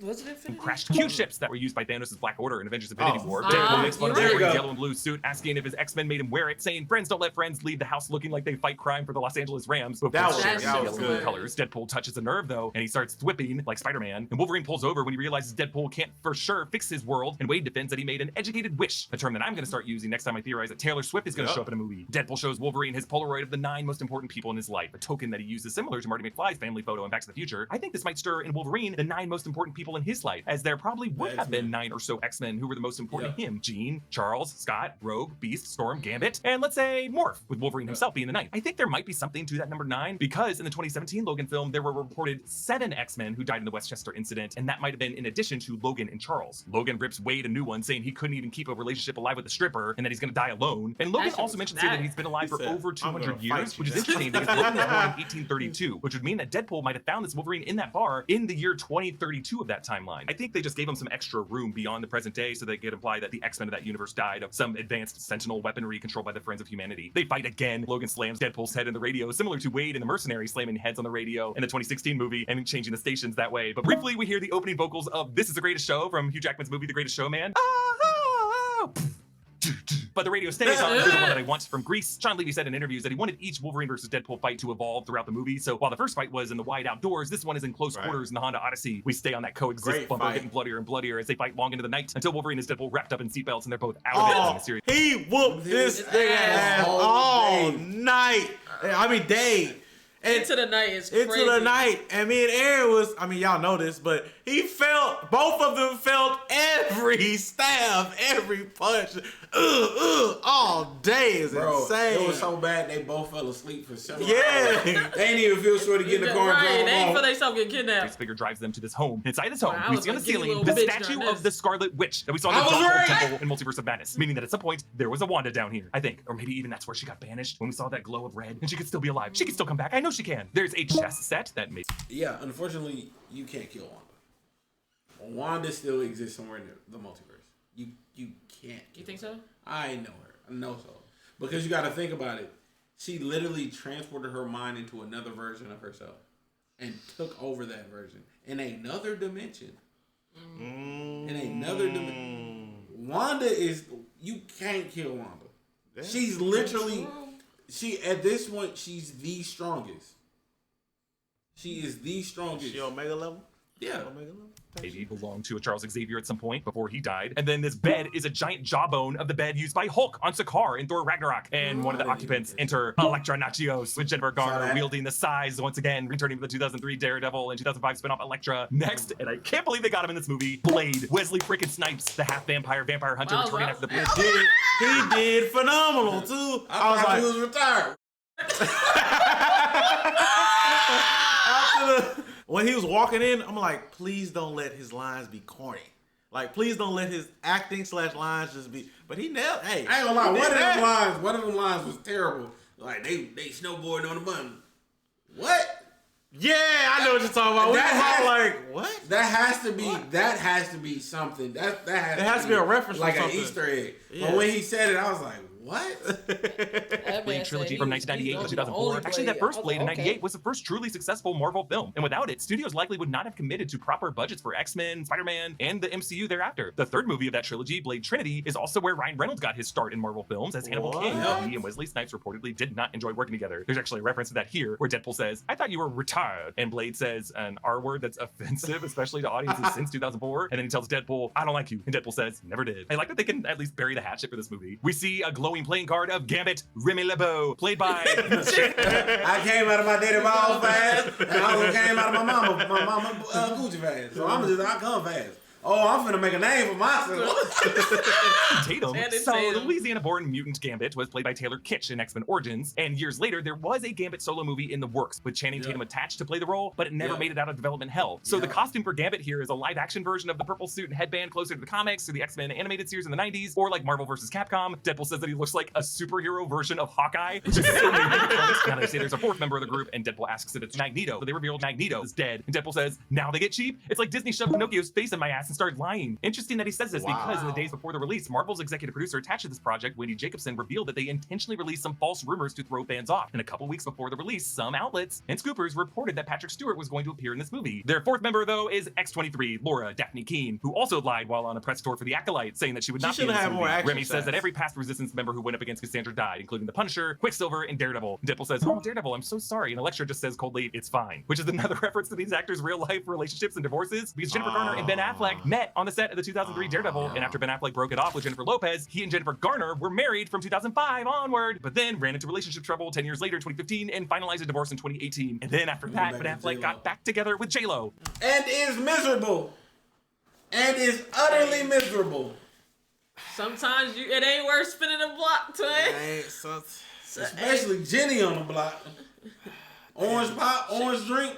You drinking an orange drink, Simba? Get the fuck out of here. I wasn't with it. What the fuck? What she say her order was? I was like, this bitch really wasn't on the block for honey, ham, and cheese with an orange drink. So stupid shit. I said, oh man, get the fuck out of here, bro. Jesus Christ. Marry her in 2022, where you can find plenty of videos online where he looks completely miserable. Quicksilver presumably would have been Evan Peters, since Aaron Taylor Johnson's Quicksilver died in Avengers Age of Ultron, whereas Evan Peters' version just kind of petered out in Dark Phoenix. Since Magneto is dead and Cassandra melted his helmet, they plan to use Juggernaut's dome, which Juggernaut, Kane Marco, stepbrother to Charles Xavier in the comics, would wear to keep Charles out of his mind. So presumably it would block Cassandra's psionic energy as well. Wolverine confesses to Laura that his X-Men begged him to wear that suit, but one day when he was away from their mansion drinking, a group of humans arrived to go mutant hunting. And he never specified what that group was. It could have been the Friends of Humanity, the FOH, with like power dampening weapons and maybe Sentinel backup from OZT, Bastion, Operation Zero Tolerance. But Wolverine continues to wear this suit, he says, to remember his family. And he tells Laura, whoever you think I am, you got the wrong guy. You were always the wrong guy. Till you weren't. So on their way back to the compound, they pass a golden palace of Asgard pruned there. There's also what looks like a crashed Guardians of the Galaxy ship, the Milano. They talk about the Punisher, and Deadpool asks, which Punisher? There have been like 5 of them. There have actually been 4 big ones. There's Dolph Lundgren, there's Thomas Jane, there's the late Ray Stevenson, and then there's John Bernthal. But it probably wouldn't have been the Bernthal one in their group because he's returning to play Frank Castle in Daredevil Born Again. But Blade says there's only been one Blade, and there's only going to be one Blade, which I think was written to be a joke at Blade's expense because in addition to the MCU Mahershala Ali Blade in the works, there was the Kirk Sticky Fingers Jones Blade TV series on Spike in 2006. But hearing this line in the movie, at least right now, it kind of sounds like Wesley Snipes is getting the last laugh because the MCU Mahershala Ali Blade movie keeps getting delayed with a revolving door of directors and screenwriters. Well, see, I think the issue with that is Wesley Snipes. Huh? I think Wesley, if I remember, Wesley owns a portion of Blade the Blade IP. Smart man. If I remember correctly. Smart man. If I remember correctly. But also on top of that, bro, just bring him back in the film as he's passing on the mantle of Blade. Yeah, low-key. There could be more than one day. He obviously can still do something. Yeah, clearly. You just gotta break back into the compound and Wolverine joins them. Laura puts on her sunglasses that she got at the gas station in Logan. I love that she always kept these. A melee erupts. It's so cool. Blade kills Lady Deathstrike. Wolverine and Deadpool make it up to Cassandra's room in the skull. Meanwhile, Blade says, some mother still trying to ice skate uphill, which is a callback to that great line from the 1998 Blade film. Some motherfuckers are always trying to ice skate uphill. Actually, this line came from Snipes' mind itself. When he was discussing Deacon Frost with the Blade filmmakers, he described the character as a kind of guy who would ice skate uphill. And they loved that line so much that they worked it into the film. And we have to be honest, that is the kind of what the are you talking about energy that Snipes brought to the role. Okay. See, when he said it, it's kind of like he's like, you know how they say punctuation is important? Yeah. He said it in a weird way that it's like, first of all, it's still a weird line, but like the way he said it, I didn't know he was saying some motherfuckers are trying to ice skate uphill. Yeah. It didn't sound like that. Yeah. But I get a new it. Blade. They said it's getting delayed. It's getting delayed. I can't wait for that Blade game, though. Oh, yeah. God. And I think that is the same kind of just trust me ego that Ryan Reynolds carried into his take on Deadpool. Cassandra toys with Wolverine as Blade kills Toad and Gambit kills the Russian and Laura severs Juggernaut's legs at the ankle. Also, who was the vampire Blade kill? Because Blade threw his weapon at somebody and they burst into flames like a vampire. there was one, and it stuck out. I was like, "There's another vampire here." I don't know. She flings her backpack containing Juggernaut's dome helmet up to Deadpool. Cassandra has taken Logan into what I assume is an astral plane with a row of gravestones and distant screams, presumably the X-Men the day the humans came to the mansion when he was away. Cassandra, who chooses to stay in the void to rule her own little kingdom, tells Logan that he can escape his pain by staying with her, and she can silence all the voices. And in that moment, the screams cut out, but not because of Cassandra, but because in this moment, Deadpool has placed Juggernaut's helmet on her head. Cassandra says that she's gonna boil their brains on an atomic level while pleasuring herself, only she didn't use the term pleasuring herself, to the Enya box set. And Deadpool gasps, "There's a box set?" Because Deadpool was a big fan of Enya and Deadpool 2. Her songs Caribbean Blue and Only Time were featured in that film. Pyro, who was working a side deal with Paradox, shoots Cassandra and begins to make a speech, but Wolverine cuts him off, saying, "Not everyone gets to make a speech." Wolverine appeals to his and Cassandra's mutual connection to Charles, and he says Charles would have never stopped trying to bring her home if he knew about her. So when they take off the dome, Cassandra rewards them, saying an amateur magician came through the void and she wore his skin around for 4 days, referring, of course, to Doctor Strange. And remember, in that initial void shot in Loki Season 1, Episode 5, there was the Sanctum Sanctorum over on the left side of the screen. That's probably how Strange got there. She produces a sling ring, which, if you look real closely, has a piece of the Time Stone and the Reality Stone on either side. Sling rings normally open portals in geographical space within a single universe, though when Mordo first introduced them in the 2016 Doctor Strange film, he said that they were used to travel the multiverse, but this sling ring must allow the wielder to travel not just through space, but across realities and through time. So Cassandra uses this to open a portal, and they run in slow motion. We hear Jimmy Durante's "I'll be seeing you." As the other Marvel heroes look up in pride, they leap into the portal and cross the threshold right as Goliath was about to devour them. They drop down into the Drive Max parking lot of 10005. That's Wolverine. You're damn straight it is. Disney brought him back. They're gonna make him do this till he's 90. For what it's worth, Hugh Jackman is 55. Marvel can totally make him keep coming back for the next 35 years. Cassandra figures out that Pyro was working with Paradox, and she confronts Paradox by the TVA outpost in the subway station on Wayne Street. She invades his mind to discover the Time Ripper and decides she wants to use the Time Ripper to destroy every universe until everything is in the void with her, where she can play God. She flings Wolverine and Deadpool down the street into this store. This is Liefeld's Just Feet Orthopedic Solutions, a reference to comics writer and artist Rob Liefeld, co-creator of the Deadpool character, who over the years became known for underdrawing characters' feet. Also for drawing characters with such insane bulky proportions that they would need orthopedic tools in braces in order to walk. A portal brings in all the other Deadpools, starting with Mary Poppins, followed by Nice Pool. Wade tells the dog to choose between Original Recipe or Van Wilder, referring to Reynolds' 2002 raunchy comedy. And Nice Pool laughs and says, "I can gently tap on the fourth wall too." And then he simply just turns to the audience to say, "The proposal," and turns back. And of course, while prying Deadpool would refer to him using a raunchy comedy as a reference, I like how Nice Pool is like, you know what, let's choose a fun rom-com with Sandy Bullock. But following these two is the rest of the Deadpool Corps that Nice Pool warned about earlier. He says that there are a total of 100 of them. The ones featured prominently are Lady Deadpool, or Lady Pool, never unmasked, but voiced by Blake Lively. In the comics, Wanda Wilson is from Earth 3010. There's Headpool, a severed Deadpool head, who in the comics comes from Earth 2149, insane. The Marvel Zombies universe where he was infected from a bite by the Silver Surfer. This version of Headpool has buck teeth and wears a helicopter rotor from a straight old-timey leather football helmet. Headpool is actually voiced by Nathan Fillion. There's Kidpool from Earth 10330, a misfit from Xavier's school who steals 2 lightsaber-like swords from the Danger Room, but I think this is a different Kidpool. There's Cowboy Deadpool, aka the Deadpool Kid from Earth 1108. He's also part of the Deadpool Corps in the comics. He's wanted for bank robbery, arson, software piracy, and stampeding pygmy goats through an orphanage. Here, Cowboy Deadpool is voiced by Matthew McConaughey. And just to run through several more, there's Baby Pool, and a Deadpool wearing a red, white, and green Wrexham AFC colored armor with the dragon logo. Kidpool is actually voiced by Ryan Reynolds and Blake Lively's daughter, Inez Reynolds. And Baby Pool is played by their youngest child, who was born in 2023, that we mentioned earlier, Olin Reynolds. There's also a female Deadpool 2099. This is Warda Wilson from Earth 16356. There's also... What? Does that mean the 2099 universe exists within Marvel? That might not be a big thing for you two. Let me break it down. Okay. That means that Miles Morales can exist, as well as everything that happened. Oh my motherfucking God. Oh my fucking God. Oh my fucking God. Oh my fucking God. You're right. He's right. That's right. Hope they do something with it. Oh my. That opens the door for a lot of shit. Because that means Miguel O'Hara exists in a space. Oh my fucking God, dude. Mm-hmm.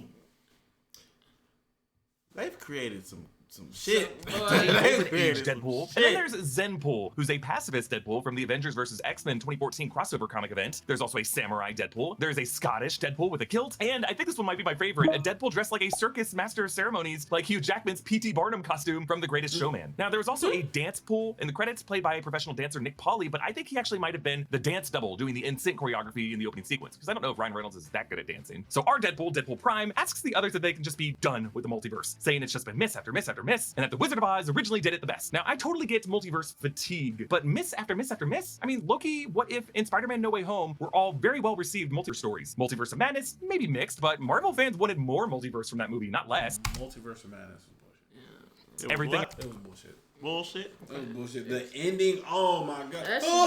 Third eyes! Fuck. Have you seen that latest Tomorrow's Teacher video? It's bad. Oh, okay. All right. Tomorrow's Everywhere Teacher, All at Once won Best Picture. The animated Spider-Verse films are beloved. So I'm wondering what Ryan Reynolds is referring to. The Flash? By The Wizard of Oz? Does Reynolds think that any dream reality movie counts as multiverse? Or do we think Reynolds knows that some critics are going to say his movie here is not as good as those other examples and he's just trying to get ahead of it? I just think that Deadpool is trying to get a rise out of these Deadpool Corps members to get them to open fire all at once, as he uses Nicepool as a human shield. But Nicepool does not have healing powers. You really are That God's was perfect hilarious. idiot, aren't you? The answer is yes. This is a callback to the opening credits of the 2016 Deadpool film, where instead of starring Ryan Reynolds, it says starring God's perfect idiot. Deadpool gets Nicepool's gold-plated Desert Eagles, and he and Wolverine march out to face. Ain't shit. That nigga ain't shit. He used them for a little bit and threw them bitches away. That okay, but when he was holding Nicepool as a shield, I could not stop laughing. I swear to God, that shit was. Why we stopped it? Say you're dead weight. Your legs, your feet don't work. He's so paralyzed. I'm fucking paralyzed, nigga. The full that Deadpool was Corps hilarious. is like a prayer. The trailer shot always stopped before we got to this part, but now, finally, Wolverine pulls on his mask from behind his cowl. The mask comes on right as Madonna sings, and it feels like home. And hell yeah, it does. In an incredible long-take brawl, Wolverine and Deadpool just slash through these 100 Deadpools. Deadpool's first move, I love it, it's just pose on the lamppost, kind of like a pole dancer. They kill a bunch of Deadpools on a city bus that on the side has an ad for Stanley Steamer since 1922, with a photo of Stanley. Stanley was born in 1922. And then on the back of the bus is another ad, Raimondo Marvelous Morning Soup, which I think could be a tribute to Raymond Ray Chan, a longtime Marvel art director who passed away in April of this year. And he actually gets a wonderful tribute in the credits right above this movie being dedicated to Henry Delaney, Rob Delaney's son, who tragically passed away in 2018. But the Deadpools all regenerate, and Shogun Deadpool has baby arms, kind of like Deadpool's baby hand in the first movie and baby legs when he's healed in the second movie. Peter arrives wearing Deadpool's suit from his locker. Bro, can we... Why was his nuts? That was his dick. No, his nuts was out, but his dick was tucked in his belt. You know how they say you get a boner, you put it in your. You talking about when he just unturned his legs? When he got off the bike, when he got off the bike, and he was standing there. No, ladies and gentlemen, I'm talking about Deadpool with many legs. I could have swore I just saw balls on the screen. I don't. Full screen real quick. We are full screen. Hold on. And in the first movie, and baby legs when he was healing in the second movie. Wait, is that balls? That's yeah. Oh my God!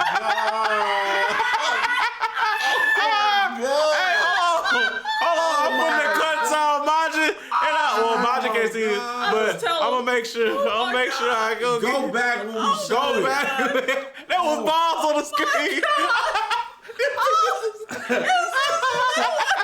was like, wait, am I tweaking? What y'all was talking about? No, we talking about when he got off the bike. Peter arrives wearing Deadpool's suit from his locker, and him saying that Wade and Logan are with him is just enough to win these Deadpools over because they all independently love their Peter. And yes, Peter's package. Yeah. This is his. This is right here is his tip in his belt and his strap. And his balls was under the belt.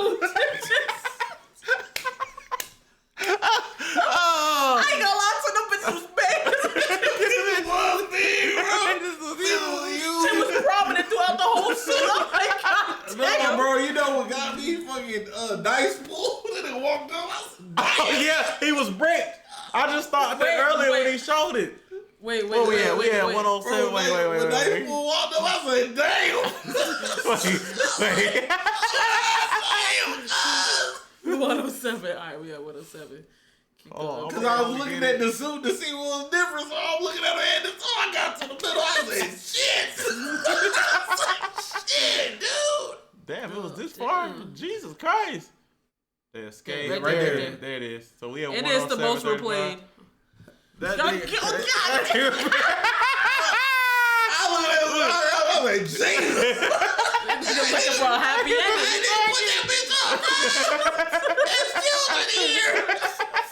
Hey, what that bitch up? Oh shit. Oh man. That's Wearing funny. Deadpool's suit from his But how locker, did you and know he's he saying had Wade and shit in Logan his belt? You can see it. Unblurred, you can see it, bro. with him. It's just enough to win these Deadpools over because they all independently love their Peter. Well, And yes, okay. Peter's package. So as he was walking, me and Simba both like, damn, that's his nuts. This is nuts. And then I saw that you can see the print shoot up, and that's the tip poking out the top of the belt. You can see it. That's what I was saying a minute ago. Oh my Massive. god. I think that's what B-15 is ogling later. Cassandra connects to the Time Ripper and it begins to... Oh, that's why she said you look good in that suit. She was looking at it. Oh, dick.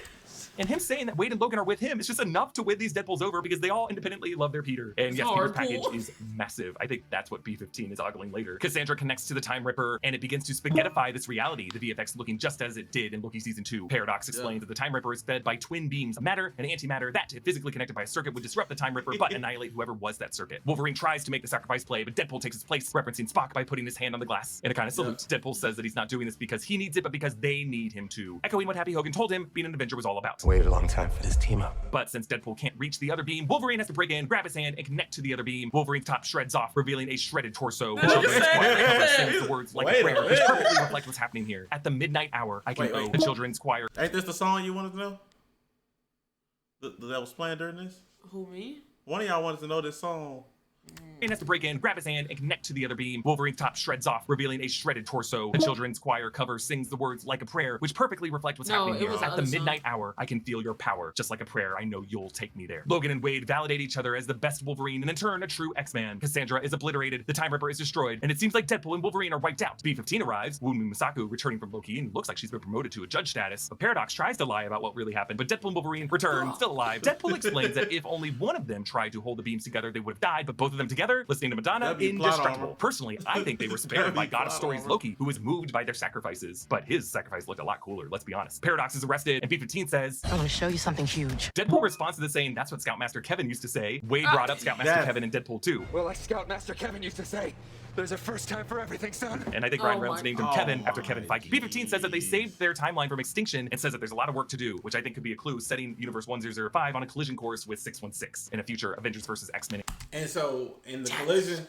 collision with 616 and 1005, that also could lead to the explanation for Avengers a Doomsday, because Doom recreates a world from all the pieces of all the universe beginning to clash onto each other. Ooh, okay. Damn. B-15 promises she'll see what she can do about bringing Laura, Elektra, Gambit, and Blade home. So the fact that Laura shows up at the party suggests that Elektra's back home in some Daredevil universe, Blade is back home in his universe, and Gambit is who the hell knows where. Deadpool and Logan get shawarma. Was that a Magic Mike? Yes, it was. The ending of the Battle of New York in the 2012 Avengers film, Deadpool says, you know the Avengers discovered shawarma, which is just such a funny line because like I think a lot of people didn't even know what shawarma was until they saw it in Avengers. Wade brings Dogpole and Logan home to meet Blind Al. As we're hearing Aretha Franklin's You're All I Need to Get By. I love the song so much. We end the film at the party with Wade's 9 most important people with a few more, Laura, Logan, and Dogpole. And while Vanessa and Wade aren't back together yet, they do share a look. The final shot has Deadpool and Wolverine's masks side by side on top of, what's that? A box of Feige's famous pizza. The same pizza that Wade was eating in the chronologically earliest scene in the 2016 Deadpool film. Green Day's Good Riddance plays over the credits, showing outtakes from all of Fox's Marvel productions, both ones that had characters featured in this film and ones that didn't. I love this. It's kind of like how movies from the 90s and the aughts used to end by showing outtakes and just playing some great, wistful, late 90s punk music. And in addition to the post-credit scene, which I talked about in another video, these credits do end, including not just the Marvel Studios logo, but the 20th Century Fox logo. And I love this little touch because as these studios gobble each other up with acquisitions, as a movie lover, I just kind of have a weird soft spot for studio logos on old titles that I love. And I always get bummed when I see the post-Disney buyout version of the Fox logo where they removed the word Fox. That 20th Century Fox fanfare music was composed by Alfred Newman, the legendary composer and head of a dynasty of great Hollywood composers and musicians, including David Newman, Thomas Newman, and Maria Newman, and Alfred's nephew, Randy Newman. And before we say goodbye to the 20th Century Fox logo forever, I just wanted to end with that fun little bit of film industry trivia because it means a lot to me. Thank you so much to all of you for watching, and thank you to our editors who worked their butts off to get this breakdown out to you on release day. Comment down below with your favorite part of this movie. Follow me at EA Voss. Subscribe to all 3 channels in the New Rockstars Network for breakdowns and news coverage of everything you love. Thanks for watching, and I'll see you next time. Great video. Hey. Just listen to what he says. So forever, I just wanted to end with that fun little bit of film industry trivia because it means a lot to me. Thank you so much to all of you for watching, and thank you to our editors who worked their butts off to get this breakdown out to you on release day. Comment down below with your favorite part of the— Oh, they had that bitch early? On release day and found all of these details by release day. They plugged in. They plugged in. Plug. Plug. Plug.